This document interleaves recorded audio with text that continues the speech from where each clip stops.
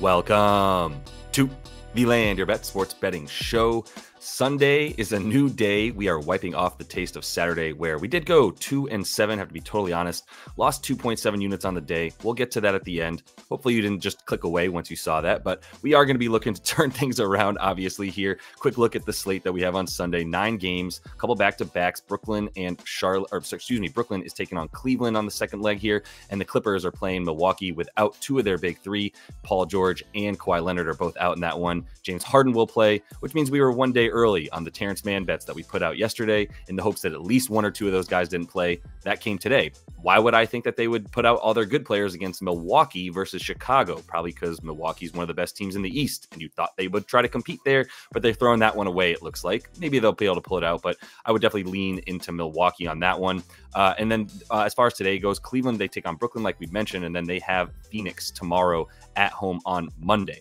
All right, the schedule that we have coming up here for you guys. Quick reminder to subscribe to the page. We're going to be coming out with projections the night before, like we usually do here on Monday. Tomorrow, I'm just going to get that video out with the final best bets tomorrow. But then tomorrow night, after those games come out tomorrow night, we're going to be looking at the Tuesday slate on Monday, and then Tuesday we'll get into the final best bets at 3 p.m. And then on Tuesday night is what that should say. We'll go right back into Wednesday projections as well. So let's get into the first bet that I have here, and I'm going to take a look at this Pellies and Hawks game. This line is still good. It's actually 220.5 now on the total if you want to look at that. But I'm looking at this Pellies offense versus the Hawks defense and how bad the Hawks defense is versus how good the Pellies have been playing on offense as of late. First in offensive rating over their last 5, and really still a top 5 offensive rating dating back to the last 10 games. Their pace has been up about 13th. So usually what it is for the season, right around 11th to 15th is what they fluctuate between, right around a 98 to 99 pace. That's going to be consistent for them. So nothing really out of the norm there. The pace for Atlanta has slowed down entirely without Trae Young. Obviously, a lot of guys hurt now. Jalen Johnson, a big-time transition player for them, is also out. So they have been playing a lot more slowly. But I do think that this is another game where they're probably going to speed things up a little bit more like we saw from them last game. The effective field goal percentage for this Pelicans team still second best in the league over the last 5 and top 5 once again over the course of their last 10 games.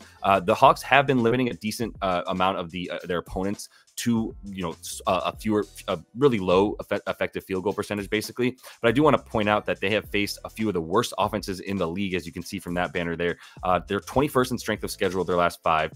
That includes 5 of the worst offenses in the league. Memphis, which is definitely the worst at this point. Cleveland and New York have both been really bad over their last 5. And New York, a little unfair because they had Jalen Brunson out, but he's back. And Brooklyn, they've actually been 5th best in offensive rating, but we know how awful they've been for most of the season on really all over the floor on offense. So not really looking into how much the Hawks have played decent defense there. Also fair to say they played slow teams as of late. Memphis, Cleveland, New York, and Brooklyn all playing in the bottom 7 in terms of the pace that they play here. And so Atlanta's been really subject to that a bit as they don't really have their guys in to sort of force their way of playing nearly as much. But now you're talking about them taking on a team that is happy to play a little bit faster in this Pelicans team. So you look at the fast break points before I move on. The fast break points are really what I'm looking at here. 7th for the Pellies. I do expect them to continue getting out into the break with guys like Zion, obviously, and then Trey Murphy, even Herb Jones. They push that pace a lot and account for that. The reason that they have been playing a little bit faster as of late.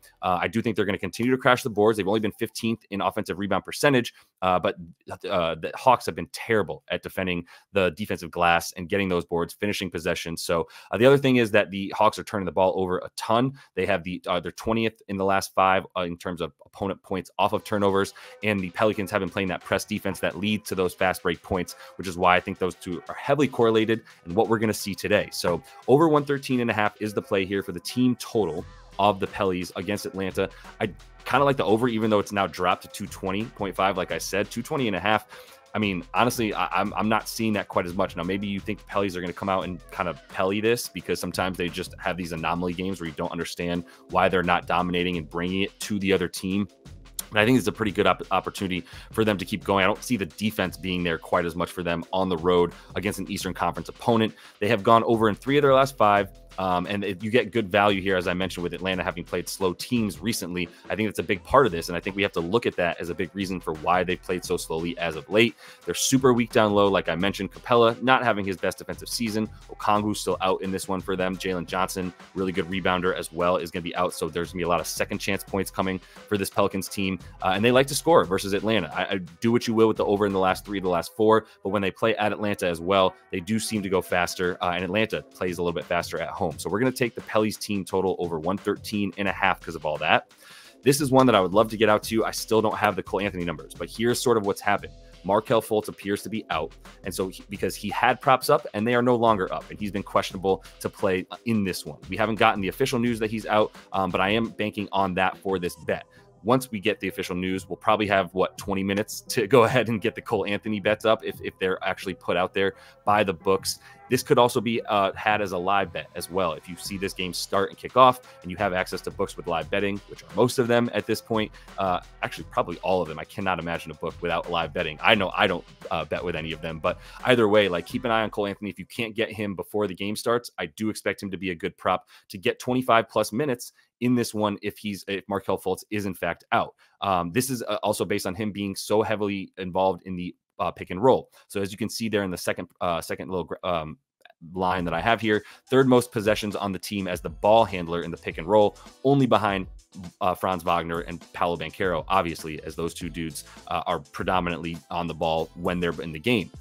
But Cole Anthony obviously comes in for the second unit and just plays a ton more there. He also gets in with the first unit when Cole Anthony is not in, when Markelle Fultz isn't playing. And especially when they want to get a bit more offense. Now, I know they're going to want to have a lot of good defense, but they have Jalen Suggs most likely playing. He's listed as questionable too, but he has his props up. So it does seem like he's a lot more likely to play in this one than Markelle Fultz. And with that in mind, he's much more of a defensive stopper than he is a shooter, as we know. So he'll be out there to guard Tyrese Halliburton. Cole Anthony will be out there with a lot more opportunity, especially if he's going up against TJ McConnell in the second unit. And when he does play with the first unit, then he won't have the best perimeter defender on him for the Pacers here.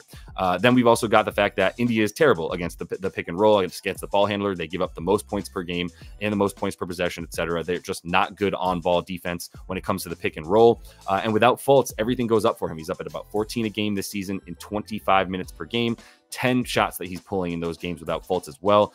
36 times that he's played without him this season, 30 over, 10.5 points. A lot of those, most of those clean over as well. Like, I would play this up to about 12.5 if Fultz is out. So let's get the official word on that. Wanted to at least get the video out to you, obviously, as one of these games already started. This daylight saving stuff really screwed us. But let's go on to bet number 3 here. We've got Cam Whitmore. It's time to look at him, man. And look, this is sort of a chalky play at times because he's been so awesome and had so many highlights for us that now it seems like the public is starting to get hip to how good Cam Whitmore is. Easily the steal of the draft, which is what I was talking about at 20th. I had him listed as potentially going to the Pistons at 5th. And I think a lot of people thought that until the Pistons started showing all that love for Ausar Thompson. Ausar looks nice as a really good role player. Cam could be the man. Before long, he could be, let's say, the third best player, maybe second best scorer on a championship team. I swear to, like, in the next 5 years, you're going to see that from him, especially as his three-pointer continues to get up. But this is just as much about his ability to shoot as it's gotten better for him, much more about the ability for him to get out in transition. I was looking at Jalen Green because Jalen Green has been on a heater and has played about 40 minutes per game over his last 5, has scored about he's up about 23 points per game over his last 5 as well. This is Jalen Green. Both these guys love to get out in transition between Whitmore and Green, and that's what you do well against Sacramento, right? They allow the third most points per game in transition on the season. Whitmore in transition the most in terms of how often he's on the floor versus how often he's in transition. The frequency is actually a little bit lower than Tari Eason, who's not playing in this game. So Cam Whitmore will be the dude who gets out into transition the most frequently, with the highest frequency, I should say, when he's out on the floor. He's actually challenging, I forget who the dude he's challenging for right now is, but most points per seconds on the floor, essentially, in the history of the league, because he's getting out there and is just such a spark plug for them. They're allowing the 5th most points per game in Sacramento to his scoring profile, which is a dude who's just super athletic and gets out into the open space. Like I said, his minutes have been ticking up a little bit. He's gotten 26, 24, and 24 in his last 2. Over in 4 of his last 5 with 21 minutes a game, and that includes 10 minutes a game that he played, 10 minutes that he played rather, against Phoenix. So that actually has taken his average minutes per game down a lot. You take that one out, he's at about 24, 25 minutes per game over his last 4 or so, right? So if he's going to get the minutes, which I would expect what's his name already?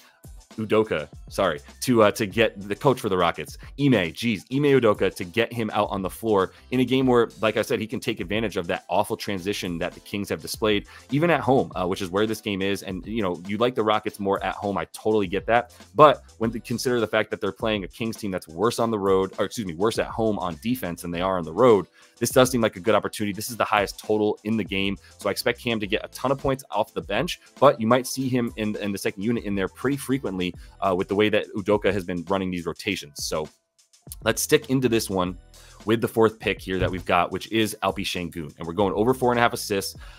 This is one of those things where it was at minus 128 right when I was putting all this research together for the video. And since then, it's dropped to minus 150. I'm still going to give it to you. If you wanted at 5.5 assists, it's still a pretty good number. It's just I like that disparity, full clarity here. I expect him to get 6 to 7 assists, right? I don't like the need for him to get exactly 6 if it's at 5.5. That doesn't give me enough disparity between what my projection is and what the line is. I like at least 1.5, maybe 2 is ideal in terms of the disparity between what I project and what the bet actually is on these sports books. The best you can get for 4.5 is minus 150. If you want the 5.5, take that plus 105 that you should see for that right now. You might even get a little bit better on some of these books that are late, such as BetMGM, Point Bet, whatever. There are a couple books that you can go ahead and feel like maybe you can get some ahead of some stale lines. But look, this is a thing that he does, right? He's averaging 7 over his last 6 versus this team. He's only gotten 6 one time. Everything else has been 7 or more in terms of the assists for Şengün against Domas and this Kings team. The Sack is allowing the 4th most assists per game to his playmaker profile, which is big man who plays right around the top of the key and right around the top of the foul line and in, right? And even if he's playing a little bit more down low against Domas, which he might try to be back a little bit back to the basket with him, still very good passer when he's in the down low with his back to the basket, right? When he's backing guys down in the post. They also allow the 2nd most to his size profile, right? So that's saying that like centers and dudes that are as big as him with the height, the mass, all of that, that's the type of stuff that you can find on Courtside Pal, by the way. This is where they're really vulnerable. So it's like there's not very many guys to say, Sack gives up a lot of assists to centers is fair. They give up the 11th most assists per game to the position. But I don't trust many of these sites like I've talked about. Many of these tools aren't as accurate in terms of saying who is and who is not a center. So those are a little bit less trustworthy than when you look at Courtside Pal and go, okay, well, this type of player and everything that he does and where he is on the floor and how big he is, etc. This is the type of player that dominates against this Sacramento team when it comes to assists. That's why he's gone over in 6 straight versus them.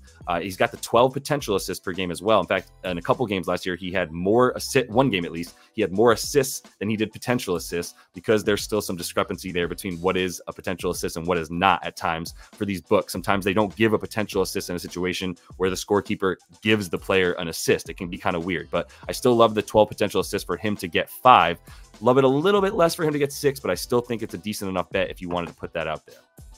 All right, final play. We're looking at Precious. And this is based on the fact that he should be out there for minutes. And the only time he has not gotten over 8.5 boards is 3 times over his last 10 games where he did not get close to the 36 minutes that he's averaged in the other 7, right? So in the 36 plus minutes that he's played over the last 10 games, that's happened 7 times.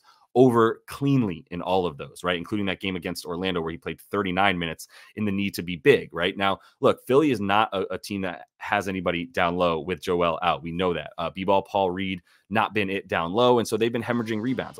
They've allowed the 7th most boards per game in their last 10 has Philly.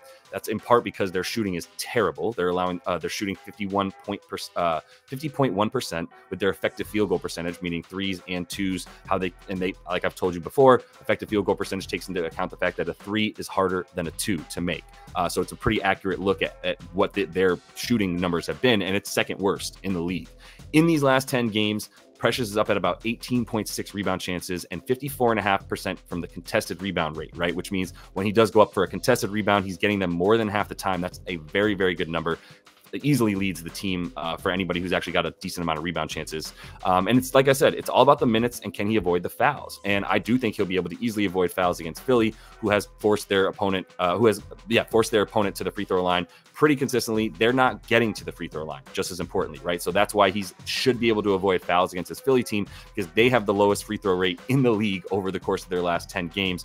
Really bad stuff for them, obviously, without Joel. That's the thing that you notice the most, is that Philly can't get to the line. So as long as that he's in the game without foul trouble, in the 3 games that he didn't get this 36 minutes that I've been talking about, obviously he had 3 fouls pretty quickly in there, and then they just sort of kept him out of those games and actually got blown out in 1 or 2 of them as well when they were on that little losing streak without Jalen Brunson.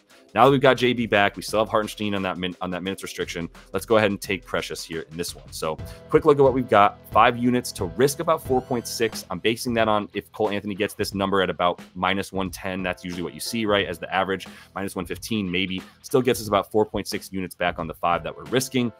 We got the team total for New Orleans. We've got Cole Anthony going over 10.5. Let's see what that is. I'll be putting that in the comments as well and pinning the comment about the Cole Anthony bet as soon as I get a number for him. Cam Whitmore, we are going over 12.5 points for a pretty good, basically even money there. Alpi Şengün, we're going over 4.5 assists. If you do take the 5.5, put a little bit less on it. That's just how I feel about the confidence that I have in it. But then Precious Achiuwa, we're going a full unit, over 8.5 boards. Let's turn this shit around, because this was nasty yesterday. Look at all this red. Got to be honest with you, I'm just going to show it to you guys so you don't think that I'm trying to lie to you here. Went 2-7, only lost 2.7 units total because we portioned them correctly. You can see a lot of half-unit bets out there on the Terrence Mann stuff. It was really just getting too early on the Terrence Mann stuff. And then, honestly, the Micic bet, he had 12 points for the last, quarter and a half of the game. A couple other things that just sort of Chicago, that was a funny one, right? They were winning by double digits in the first half and then ended up losing by 10. At the end of the game. Can't write that stuff up. So it is what it is. Schroeder was a bad bet. I put half a unit on it because we wanted to see exactly what was going to happen once Cam Thomas came back. Guess what happened? Cam Thomas was on a minutes restriction. So that definitely took away from the idea of him eating into Dennis Schroeder's ability to get dimes, because Cam Thomas plays in the isolation by himself. So I just want to review this stuff with you so you can see why things might have gone wrong and how we learn from it moving forward. Now, I think Terrence Mann is good for these bets in this game, as he's playing the Clippers and Bucks in this one. He's going to get a ton of minutes because you're missing 2 important guys in Paul George and Kawhi Leonard. That's what I was banking on yesterday. Just missed on a couple of these things. I'm not too worried about the plays. The only thing that I look at, Utah at Denver, that one went under 233.5. The takeaway there is Denver's not going to necessarily try as hard, and when they already have a $120 going into the fourth quarter, right? They barely needed to score at all, but they were already up by 25 points. Then you get the young guys coming in. They keep playing fast for Denver, not as good at defense. So the blowout really came into play there, and that would be why I would stay away from something like that moving forward. Would be, all right, well, if Denver's going to blow them out, maybe there's not going to be as much trying down the stretch anyway. Either way, we're still up 19.4 units on the season. Got to pick that up to get us to where we want to be at plus 30 units on the season by the time that we hit the end of March here. Also wanted to be at plus 40 units on the Playa Props by the time we hit the end of March. So we got some work to do, but feeling pretty good about today. So let's get it, y'all. And that is all the time that I have for you. Quick reminder, we're going to keep throwing these college basketball bets at you with Oaks. He's coming back as well. UEFA Champions League, as soon as that picks back up as well, he's back on there. So do subscribe to that page. Continue to follow along. Until I see you next, happy betting.